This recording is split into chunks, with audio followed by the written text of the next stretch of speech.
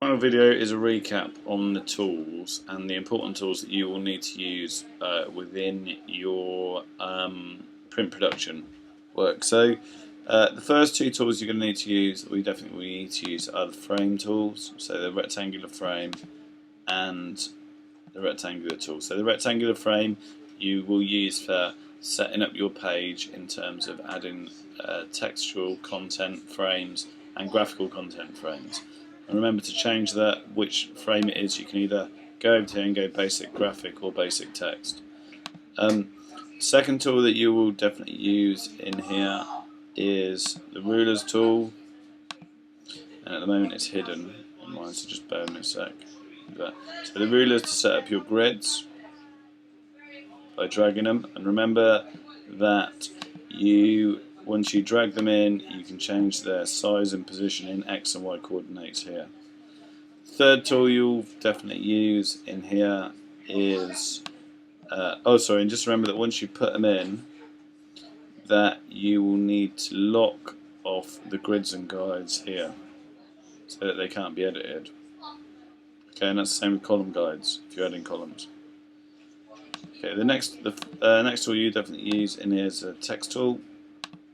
Remember that the text tool, within here there is the percentage sign for increasing the vertical size of the text. This sign here for creating the horizontal size. This for creating the positioning of the text where it falls in the text box. And this for changing the space between the letters. So you'll definitely use that. Other things that you may use throughout this are the dropper tool to select the colours that you may want to pick. Remember what I said in here about double clicking in this to go into the options menu to pick what colour you want to use, or what you would like to copy, sorry.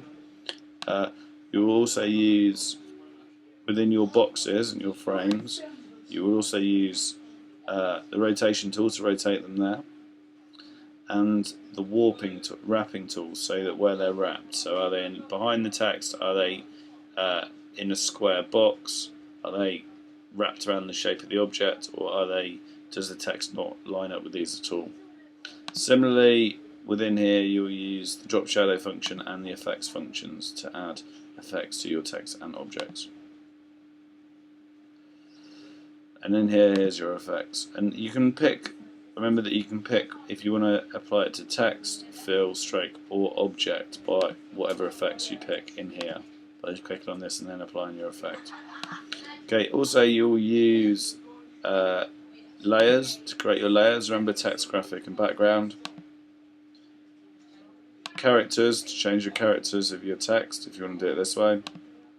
Color to select your colors and change the color levels.